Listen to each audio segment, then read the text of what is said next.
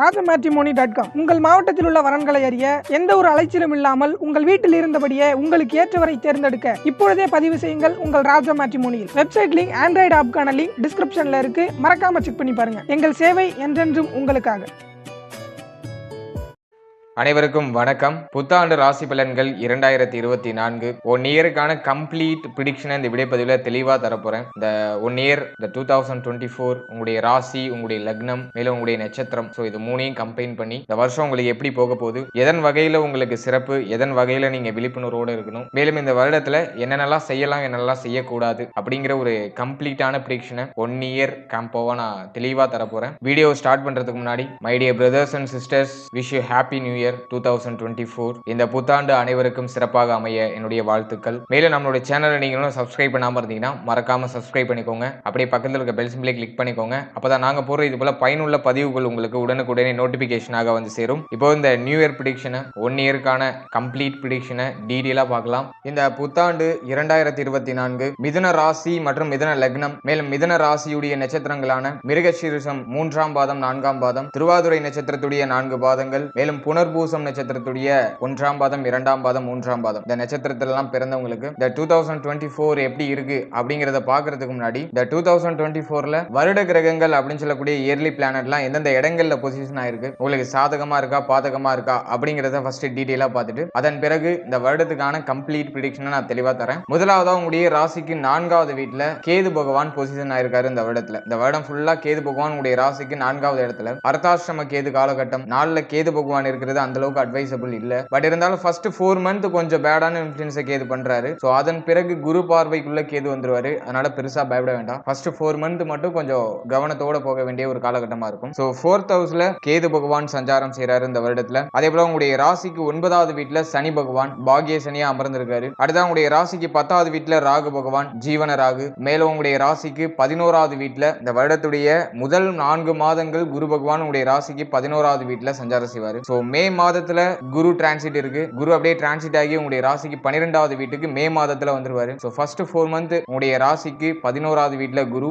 And மே மாதத்துல குரு transit ஆகி உங்களுடைய ராசிக்கு 12வது வீட்டுக்கு வந்துருவாரு. அதே போல சனி பகவான் 9வது இடத்துல இருந்து 11ஆம் இடத்தை பார்ப்பாரு. மேலும் உங்களுடைய ராசிக்கு 3ஆம் இடத்தை பார்ப்பாரு. மேலும் உங்களுடைய ராசிக்கு 6ஆம் இடத்தையும் சனி பகவான் பார்க்கிறாரு. மேலும் சனி பகவானை பாத்தீங்கன்னா ஜூன் மாதத்துல வக்ரகதி ஆயிடுவாரு. அதாவது வக்ரம் ஆரம்பமாயிடும். பின்னோக்கி சனி பகவான் சஞ்சாரம் செய்ய ஆரம்பிச்சிருவாரு. இந்த தடவையும் இந்த சனி வக்ர பயிற்சியிலையும் சனி பகவான் டிரான்சிட் ஆகி பின்னோக்கி அடுத்த ராசிக்கு வரல, உங்க ராசிக்கு 9வது இடத்திலேயே தான் வக்ரகதி ஆகிறாரு. அதே போல நவம்பர்ல சனி பகவான் வக்ர நிவர்த்தி ஆயிடுவாரு. சோ ஒரு 138 நாள் சனி பகவான் வக்ர நிலையில இந்த வருடத்துல சஞ்சாரம் செய்வாரு. சோ சனி பகவானை தொடர்ந்து குரு பகவான் அக்டோபர் மாதத்துல வக்ர ஆரம்பிச்சிருவாரு. அக்டோபர் மாதத்துல குரு பகவான் வக்ர நிலையில சஞ்சாரம் செய்வாரு. சோ இதுதான் இந்த வருடத்துக்கான கிரக நிலைகள். இந்த 4 பிளானட்டை வச்சுதான் இந்த 2024 உங்களுடைய ராசி, லக்னம், நட்சத்திரம், சோ இதுக்கெல்லாம் எப்படி இருக்கு அப்படிங்கறத கம்பைன் பண்ணி சொல்ல போறேன். சோ இந்த 2024க்கான டீடைல் ப்ரிடிக்ஷனை இப்ப தெளிவா பார்க்கலாம். முதலாவதா 4ல கேது பகவான். சோ 4ல இருக்கிற கேது ஃபர்ஸ்ட் 4 மந்த் பாத்தீங்கன்னா கொஞ்சம் அலைச்சல், கொஞ்சம் மன உளைச்சல், கொஞ்சம் மனக்கவலை, ஏதோ ஒரு வகையான கஷ்டம், குழப்பம், சோ இதெல்லாம் வந்துட்டு போகலாம். சோ ஃபர்ஸ்ட் 4 மந்த் குரு பார்வை இல்லாத கேது கொஞ்சம் பிரச்சனைகளை கொடுப்பாரு. அர்த்தாஷ்டம கேது அப்படிங்கிறதுனால கொஞ்சம் அலைச்சல் அதிகமா இருக்கும். அதே போல உடல் ஆரோக்கியம் ரீதியா ஒரு சில பிரச்சனைகள் வந்துட்டு போகலாம். ஹெல்த் வைஸா தான் நீங்க ரொம்ப கேர்ஃபுல்லா இருக்கணும். ஏன்னா 4ல இருக்கிற கேது முதல்ல கை வைக்கிறது ஹெல்த்ல தான். ஆகவே இந்த வருடத்துல முதல் 4 மந்த் மட்டும் உடல் ஆரோக்கியம் ரீதியா கொஞ்சம் விழிப்புணர்வோட இருக்கிறது நல்லது. அதே போல இந்த வண்டி, வாகனம், சோ இதெல்லாம் பயணிக்கும் போது கொஞ்சம் கவனமா செல்றது நல்ல பலன்களை பெற்றுக் கொடுக்கும். மேலும் இந்த 4ஆம் ஸ்தானத்தை தாயார் ஸ்தானம் சொல்லுவாங்க. சோ 4ல இருக்கிற கேது தாயாரோட ஒரு சின்ன சின்ன வாக்குவாதம், சின்ன சின்ன பிரச்சனை, தாயாருக்கும் உங்களுக்கு ஒத்து போகாத சூழ்நிலை, மேலும் தாயாருடைய உடல் ஆரோக்கியம் ரீதியா ஏதாச்சும் பிரச்சனைகள் வந்துட்டு போகுது, இதனால உங்களுக்கு மனக்கவலை ஏற்படுறது. ஆகவே தாயார் சார்ந்த விஷயங்கள் எல்லாம் இந்த முதல் 4 மந்த் கொஞ்சம் கவனமா இருந்துக்கிறது நல்லது. அடுத்த அந்த 4ஆம் இடத்தையே வந்துட்டு கல்வி ஸ்தானம்னு சொல்லுவாங்க. அதாவது வித்யாஸ்தானம் அப்படின்னு சொல்லுவாங்க. ஆகவே கல்வி பயில மாணவ மாணவிகளுக்கு சின்ன சின்ன மனமாற்றங்கள் அப்படிங்கிறது தொடர்ந்து இருந்துகிட்டே இருக்கிற மாதிரி இருக்கும். ஒரு விஷயத்துல ஒரு தெளிவான முடிவெடுக்க முடியாத ஒரு மனநிலை இருக்கிறது வாய்ப்புகள் இருக்கு. அதே போல ஒரு சிலருக்கு இந்த கல்வியில சின்ன சின்ன தடை தாமதம், பெரிய அளவுல தடை தாமதம் இல்ல, சின்ன சின்ன தடை தாமதம், தடுமாற்றம் இதெல்லாம் வந்துட்டு போகலாம். சோ கொஞ்சம் விழிப்புணர்வோட செயல்பட்டீங்கன்னா சோ இதெல்லாம் கொஞ்சம் அவாய்ட் பண்ணிட்டு அழகா மூவ் ஆகிடலாம் அந்த வருடத்துல. ஆகவே முதல் 4 மந்த் மட்டும் உடல் ஆரோக்கியம், தாயார் சார்ந்த விஷயங்கள், மேலும் கல்வி சார்ந்த விஷயங்கள், சோ இதுல எல்லாம் கொஞ்சம் கொஞ்சம் விழிப்புணர்வோட செயல்படுறது நல்லது. செகண்ட் ஹாஃப்ல பாத்தீங்கன்னா குரு பகவானுடைய பார்வை கேதுக்கு கிடைச்சிடும். ஆகவே மே மாதத்துக்கு பிறகு மே மாதத்திலிருந்து கேது பகவானுடைய கெடுபல் எல்லாம் குறைஞ்சிரும். குருவுடைய கண்ட்ரோல்ல கேது வந்துருவாரு. ஆகவே குரு பார்வை உங்களுடைய ராசிக்கு 4ஆம் இடத்துல விழும்போது உடல் ஆரோக்கியத்தில இருந்து வந்த பிரச்சனைகள் எல்லாம் முடிவுக்கு வரும். சோ கேது ஸ்டார்டிங்ல ஏதாச்சும் உடல் ஆரோக்கிய ரீதியா பிரச்சனையை கொடுக்குறாருனாக்கா அந்த பிரச்சனைகளுக்கு சொல்யூஷனை குரு பார்வை கொடுக்கும். ஆகவே பிரச்சனை வந்துட்டு கவலை வந்துட்டுன்னு பயப்பட வேண்டாம். அதுக்கான சொல்யூஷன் பின்னாடி ஆட்டோமேட்டிக்கா வந்துகிட்டே இருக்கு. ஆகவே குரு பார்வையில நல்ல நல்ல மாற்றங்கள்லாம் ஏற்படுறதுக்கு அதிக வாய்ப்புகள் இருக்கு. கேது பகவானுடைய கெடுபல் எல்லாம் டோட்டலா குறைஞ்சிரும். ஆகவே செகண்ட் ஹாஃப்ல கேதுவை பற்றிய கவலை பெருசா தேவையில்லை உங்களுக்கு. சோ ஃபர்ஸ்ட் 4 மந்த் மட்டும் கொஞ்சம் கவனமா இருக்கணும். அதே போல செகண்ட் ஹாஃப்ல குரு பார்வை வந்ததுக்கு அப்புறம் தாயாருடைய சப்போர்ட் அப்படியே கொஞ்சம் கொஞ்சமா கிடைக்க ஆரம்பிச்சிடும். தாயார்னால உங்களுக்கு வளர்ச்சி ஏற்பட ஆரம்பிக்கும். மேலும் தாயாருக்கு உங்களுக்கு இருந்து வந்த கருத்து வேறுபாடுகள் பிரச்சனைகள் இதெல்லாமே முடிவுக்கு வந்துடும். சோ ஒரு பரஸ்பரமான ஒரு நல்லிணக்கத்துக்கு வந்துருவீங்க. ஒரு ஒற்றுமையான ஒரு சூழ்நிலைக்கு வந்துருவீங்க. அதே போல கல்வி சார்ந்த விஷயங்கள்ல புதிய புதிய முடிவுகள் புதிய புதிய மாற்றங்கள் சுபத்தன்மை வாய்ந்த பல மாற்றங்கள் இதெல்லாம் தடை தாமதத்தோட நடக்கும். சோ கேது நாள்ல இருக்கிறதுனால சின்ன சின்ன தடை தாமதம் காட்டும். குரு பகவான் வந்ததுக்கு அப்புறம் பெருசா தடை இல்ல, ஆனா சின்ன சின்ன அளவுல தடை தாமதம் காட்டி அதுல வெற்றி அடைய வைக்கும். ஓவரால் அந்த வருடம் ஃபேவர் தான். நல்ல ஒரு மாற்றம் முன்னேற்றம் டெஃபினட்டா இருக்கு. சோ ஃபர்ஸ்ட் 4 மந்த் மட்டும் கொஞ்சம் கேர்ஃபுல். சோ அது கேது அர்த்தாஷ்டம கேது சின்ன சின்ன இடர்பாடுகளை ஏற்படுத்தி அதுல புரிதலை ஏற்படுத்தி அதன் பிறகு சொல்யூஷனை கொடுக்கும். ஆகவே பெருசா பயப்பட வேண்டாம். அடுத்த உங்களுடைய ராசிக்கு 9வது வீட்டுல சனி பகவான். 9ல இருக்கிற சனி பகவான் தந்தையாரோட பெருசா உடன்பாடு இல்லாத ஒரு சூழ்நிலை ஏற்படுத்தும். தந்தையாருக்கும் உங்களுக்கும் ஒத்து போகாத சூழ்நிலை, தந்தையாரோட சின்ன சின்ன வாக்குவாதம், தந்தையாருக்கு அப்படி இல்லைன்னா உடல் ஆரோக்கியம் ரீதியா ஒரு சில பிரச்சனைகள், இதனால உங்களுக்கு மன வருத்தம் மனக்கவலை, உங்களுக்கு அலைச்சல் திருச்சல் மருத்துவ செலவு, சோ இதெல்லாம் வந்துட்டு போகலாம். அதே போல தந்தையாரோட கருத்து வேறுபாடு அதிகமா வர மாதிரி இருக்கும். நீங்க சொல்றது அவங்களுக்கு ஒத்துக்காது, அவங்க சொல்றது உங்களுக்கு ஒத்துக்காது. ஆகவே ஏதோ ஒரு கருத்து வேறுபாடு சின்ன சின்ன மன வருத்தங்கள் இதெல்லாம் வந்துட்டு போறது வாய்ப்புகள் இருக்கு. சனி 9ல இருக்கிறதுனால தந்தையாருடைய உடல் ஆரோக்கியத்துல இன்ஸ்டன்டா கவனமா இருந்துக்கணும். தந்தையாரோட பெருசா சண்டை சச்சரவு இல்லாம அனுசரிச்சு போறது நல்ல பலன்களை கொடுக்கும். மேலும் இந்த 9வது ஸ்தானத்தை பாக்கியஸ்தானம் சொல்லுவாங்க. ஆகவே பணம் வருது, லாபத்துல இருக்கிற குரு பகவான் பொருளாதார ரீதியா வளர்ச்சியை கொடுக்கிறாரு. அதே சமயத்துல பாக்கியத்துல இருக்க சனி பகவான் தொடர்ந்து செலவுகளை கொடுத்துட்டு இருக்காரு. ஒரு சிலருக்கு மருத்துவம் சார்ந்த செலவு, இன்னொரு சிலருக்கு பாத்தீங்கன்னா கடன் சார்ந்த வகையில நிறைய கமிட்மெண்ட் அப்படியே இருக்கிறது. பணம் வரும் அப்படியே கடன் கட்டுறதுலயே போயிடும், பணம் வரும் அப்படியே மருத்துவ செலவுலயே போயிடும். ஆகவே ஏதோ ஒரு பெரிய அளவுல கமிட்மெண்ட் அப்படியே உங்களை சுத்தி இருக்கிற மாதிரி ஒரு சூழ்நிலைகள்லாம் கிரியேட் ஆகி இருக்கிறதுக்கு வாய்ப்புகள் இருக்கு. ஆகவே இந்த வருடத்துல பெருசா இருந்த மலை மாதிரி இருந்த கடன் எல்லாம் அப்படியே குறைஞ்சி பெருசா பாரம் இல்லாத அளவுக்கு கடன் சுமையெல்லாம் டோட்டலா குறைஞ்சிரும். உடல் ஆரோக்கியம் ரீதியா இருந்த வந்த பிரச்சனைகள், சோ இதுக்கெல்லாம் ஒரு நல்ல சொல்யூஷன் கிடைச்சிரும். ஜூன் மாதத்துக்கு பிறகு தந்தையாரோட உடல் ஆரோக்கியத்துல நல்ல ஒரு இம்ப்ரூவ்மெண்ட், தந்தையாரோட இருந்து வந்த கருத்து வேறுபாடு பிரச்சனைகள் இதெல்லாம் டோட்டலா குறையிறது. சோ அதெல்லாம் வந்து ஜூன் மாதத்துக்கு மேல டெஃபினட்டா அறுவடை செய்வீங்க. சோ ஸ்டார்டிங்ல சின்ன சின்ன தடுமாற்றம் இருக்கும். சோ அதெல்லாம் கொஞ்சம் மெயின்டைன் பண்ணி அப்படியே பயணிக்கிறது நல்லது. அடுத்து உங்களுடைய ராசிக்கு 10ல ராகு பகவான். 10ல ஒரு பாவி இருக்கிறது சிறப்பு அப்படின்னு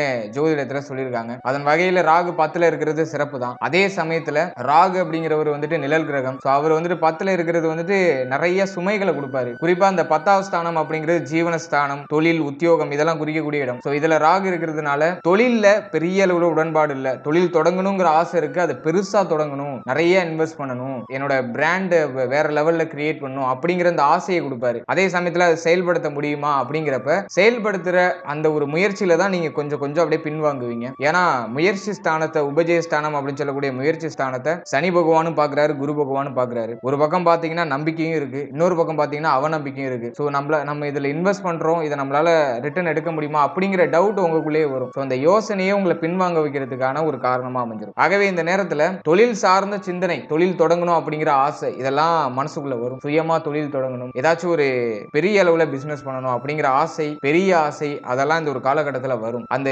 கரெக்டான வேவா இருக்கு, அதுல உங்களுக்கு எக்ஸ்பீரியன்ஸ் இருக்கு, இதை என்னால பண்ண முடியும் அப்படின்னு உங்களை நீங்க நம்புனீங்கன்னாக்கா தாராளமா அதுல இறங்கலாம், அதுல வெற்றியும் கிடைக்கும். சோ இது மே மாதத்துக்கு மேல இந்த பிளான்ஸ் எல்லாம் வச்சுக்கிறது நல்லது. மே வரைக்கும் பெரிய அளவுல ரிஸ்க் எதுவும் எடுக்காம அப்படியே கொஞ்சம் நியூட்ரலா போயிடுறது நல்லது. சோ ஆல்ரெடி நான் தொழில் பண்ணிட்டு இருக்கேன் சார் அப்படிங்கிற பட்சத்துல தொழில்ல சின்ன சின்ன தடுமாற்றம் தடை தாமதம், கொஞ்சம் அதிகமா ஒர்க் பண்ண வேண்டிய ஒரு சில சூழ்நிலைகள் இதெல்லாம் வந்துட்டு போகலாம். தொழில்ல பாத்தீங்கன்னா கொஞ்சம் மறைமுகமா ஒரு சிலர் எதிர்க்கிற மாதிரி கொஞ்சம் ஃபீல் பண்றதுக்குலாம் வாய்ப்பு இருக்கு. பட் இருந்தாலும் கொஞ்சம் சிரமமா போற மாதிரி தெரியும். ஆனா ஏதோ ஒரு வகையில உங்களுடைய தேவைகளை பூர்த்தி செஞ்சுக்கிற அளவுக்கு லாபங்கள் கிடைச்சிரும். 11ல இருக்கிற குரு அதை கொடுத்துருவாரு. தடைப்பட்டு போன ஒரு சில விஷயங்கள்லாம் இப்ப திரும்ப கிடைக்க ஆரம்பிச்சிடும். அதே போல கடனா இருந்து வந்த உங்கள்ட்ட அதிகமா கடன் வாங்கிட்டு போனவங்களா இப்ப அந்த கடனை திருப்பி கொண்டாந்து கொடுக்கறதுக்கான ஒரு காலகட்டம். ஆகவே கொடுத்த கடன் திரும்ப கிடைக்கும், வாங்கிய கடனை கொடுத்து முடிக்கிறதுக்கு ஒரு ஃபேவரான ஒரு ஒரு டைம். ஆகவே தொழில் ரீதியா சின்ன சின்ன ஸ்ட்ரகிள்ஸ் இருக்கு. பட் இருந்தாலும் அதெல்லாம் மேனேஜ் பண்ற ஒரு பவர் உங்கள்ட்ட இருக்கு. ஆகவே பெருசா அலட்டிக்க வேண்டாம். நம்பி முயற்சி எடுங்க. தேவையில்லாத அவநம்பிக்கைக்கு இடம் கொடுக்காதீங்க. உங்களால முடியாது, அது பண்ண முடியாது, இது பண்ண முடியாதுன்னு யோசிச்சுக்கிட்டே உட்காந்துராம ஏதாச்சும் ஒரு ஆக்ஷன் எடுங்க. வெற்றியோ தோல்வியோ ஏதாச்சும் ஒரு ஆக்ஷன் எடுங்க. சோ அது உங்களுக்கு டெஃபினட்டா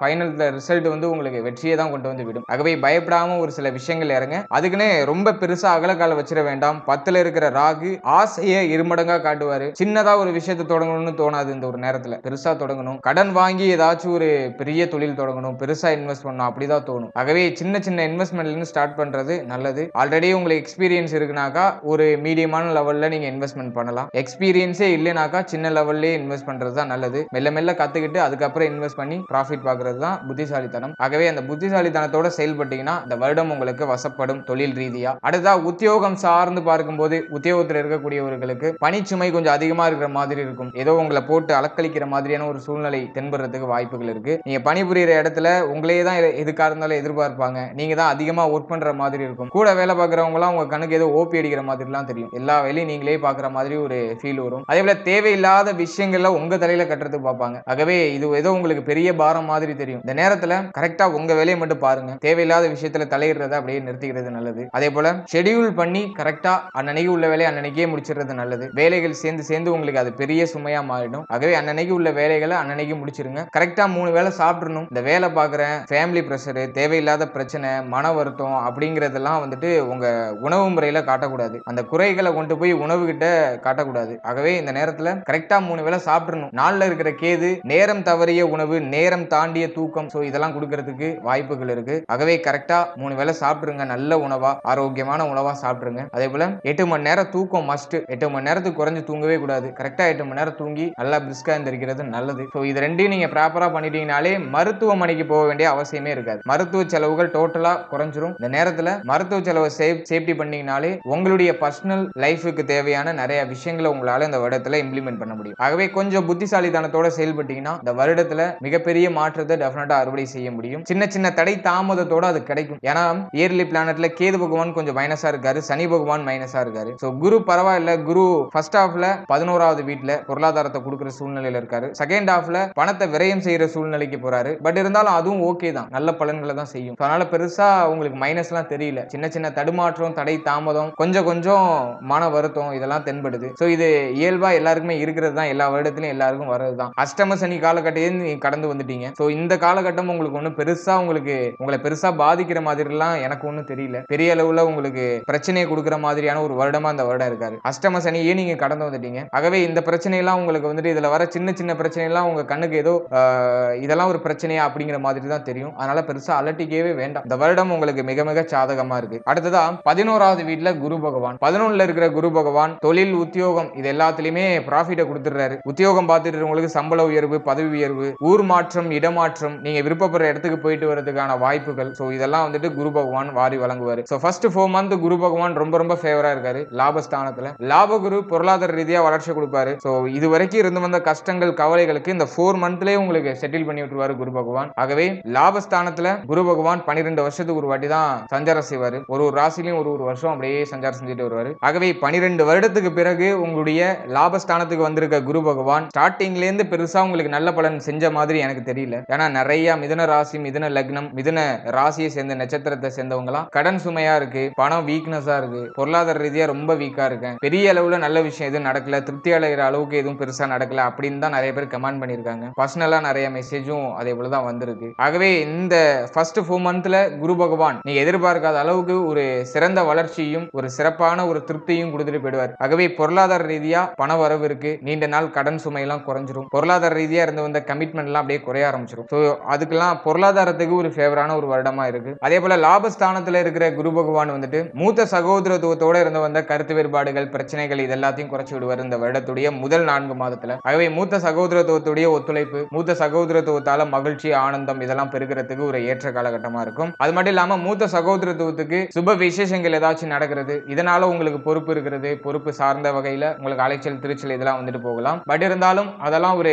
சுபத்துவம், மகிழ்ச்சி இப்படிதான் எடுத்துட்டு போகும். அவை மூத்த சகோதரத்துவத்தினால ஒரு நல்ல காரியம், நல்ல விசேஷம், மங்களகரமான செய்திகள், சோ இதெல்லாம் இந்த வருடத்துல கிடைக்கிறதுக்கான வாய்ப்புகள் அதிக அளவுல இருக்கு. அதே போல உயர்கல்வி படிக்க நினைக்கிற மாணவ மாணவிகளுக்கு இந்த வருடத்துடைய ஸ்டார்டிங் ஸ்டார்டிங்லயே நீங்க விருப்பப்படுற இடத்துல நிறைய சான்சஸ் கிடைக்கும். சோ வர வாய்ப்புகளை கரெக்டா பயன்படுத்திக்கோங்க. நாள்ல இருக்கிற கேது சின்ன சின்ன தடுமாற்றம், தடை, தாமதம் அது மட்டும் இல்லாம மன வருத்தம் இதெல்லாம் கொடுக்கலாம். பட் இருந்தாலும் 11ல இருக்கிற குரு பகவான் உயர்கல்வி சார்ந்த வகையில நல்ல வளர்ச்சி, விருப்பப்படுற படிப்பை எடுக்கலாம். படிச்சு முடிச்சுட்டு நீங்க நினைக்கிற இடத்துல நல்ல வேலை வாய்ப்பு கிடைக்கிறதுக்கும் சாதகமான ஒரு காலகட்டம் தான். பட் இருந்தாலும் ஸ்டார்டிங்ல கொஞ்சம் ஏதோ ஸ்ட்ரகிளா போற மாதிரி இருக்கும். அது போக போக உங்களுக்கு அப்படியே ஒரு நியூட்ரலான சூழ்நிலைக்கு வந்துடும். அதனால பெருசா பயப்பட வேண்டாம். ஃபேவரா தான் இருக்கு. கெரியர் வைஸா பார்க்கும்போது கிளீனா இருக்கு. கெரியர்ல தொழில், உத்தியோகம், பொருளாதாரம் சோ இது மூணும் ஃபேவரா இருக்கு. அதே போல ஃபர்ஸ்ட் ஆஃப் 11th ஹவுஸ்ல குரு பகவான் இருந்து உங்களுடைய ராசிக்கு 7th ஹவுஸ பாப்பாரு. ஆகவே இந்த வருடத்துடைய ஸ்டார்டிங்ல இருந்து ஃபர்ஸ்ட் 4 மந்த்துக்குள்ள நிறைய பேருக்கு பாத்தீங்கன்னா அந்த மிதுன ராசி, மிதுன லக்னம், மேலும் மிதுன நட்சத்திரமான